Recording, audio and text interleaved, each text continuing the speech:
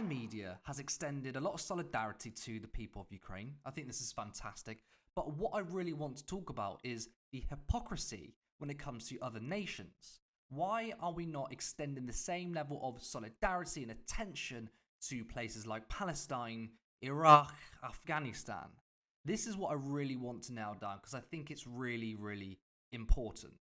You're seeing the colours of yellow and blue flown everywhere. This is great. And you can even see here pictures of Downing Street, and they've got their lights up to show that they support Ukraine. But when we look at other nations, and it does depend who it is, you'll see the media response is vastly different.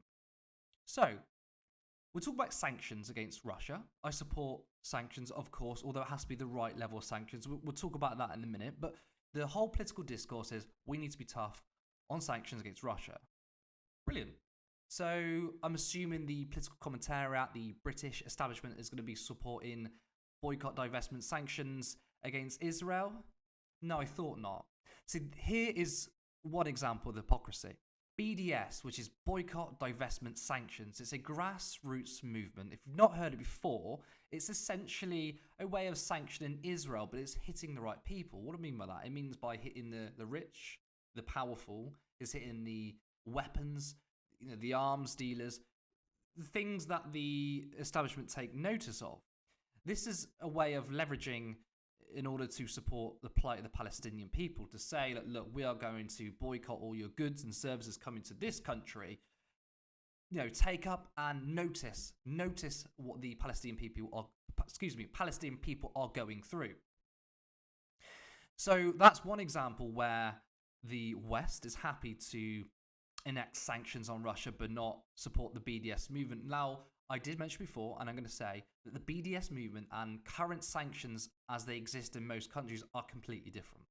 So sanctions do need to be properly done. And what I mean by that is the sanctions proposed probably in Russia is that it's probably going to be hit the poorest the hardest. You can see that the central bank has been frozen, which means normal working class people can't get their necessities. That is wrong. That's not the sort of sanctions we need to support. We need to support sanctions, like I said, with Israel, where we hit the richest, the oligarchs, the billionaire class the hardest. That's when they're going to take notice. So that's the example of hypocrisy. Another example of hypocrisy is, why don't we go after Saudi Arabia? Why don't we sanction them? Well, of course, Saudi Arabia is one of our biggest customers when it comes to weapons manufacturing. We sell a lot of guns to them, and there's other economic benefits such as oil and other trade. Essentially, Israel has close ties with the West. Saudi Arabia has close ties, economic ties with the West, despite their human rights abuses in Saudi Arabia. So why are we acting differently? Well, like I said, it's the economic factor, it's the imperialist agenda, but also, and what I really want to dive into, is the racism factor. Now, there's going to be many people saying, oh, you're bringing up the race card, but this is really, really important, and I've got a few examples for you. So there's been some interviews on the mainstream media, including the BBC, where people got on to talk about the Ukrainian invasion, but notice the language they use. Have a look. Now with the Russians marching in, it's changed the calculus entirely. Tens of thousands of people have tried to flee the city. There will be many more. People are hiding out in bomb shelters. But this isn't a place, with all due respect, like Iraq or Afghanistan, that has seen conflict raging for decades. This is a relatively civilized, relatively European, I have to choose those words carefully too, city where you wouldn't expect that or hope that it's going to happen. So it's partly human nature, but they are not in denial. I'm sorry, it's very emotional for me because I see European people with blue eyes and blonde hair being killed, children being killed every day with Putin's missiles. Now the unthinkable has happened to them. And this is not a developing third world nation. This is Europe. What the fuck do you mean by civilized nations?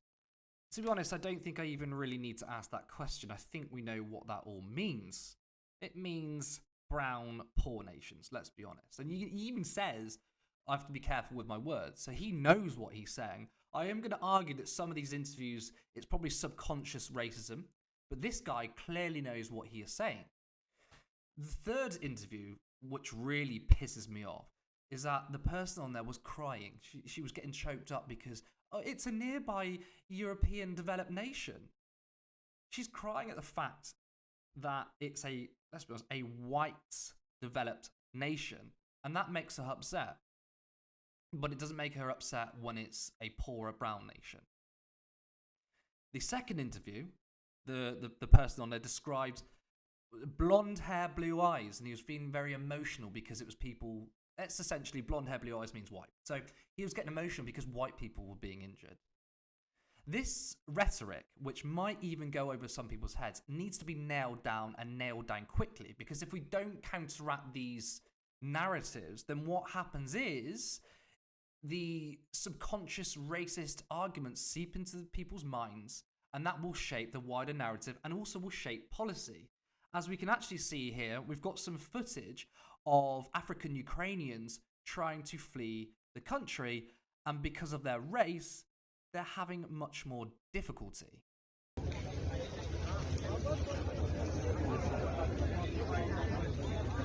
We've even got footage of South Asians who are also facing difficulty too. Now, they've been in lines for days on end, yet other people and other nationalities are getting through much easier. So this is when racist rhetoric poisons policy. When it comes to war, it's easy to become nationalistic. It's easy to get wrapped up in the aggression. But the problem we have is when it comes to war, our gains for human rights, our solidarity gets thrown out the window. When the war is over, we might look back and think, you know what, we said and did things that we weren't particularly proud of. But that remains. That gets swept into policy.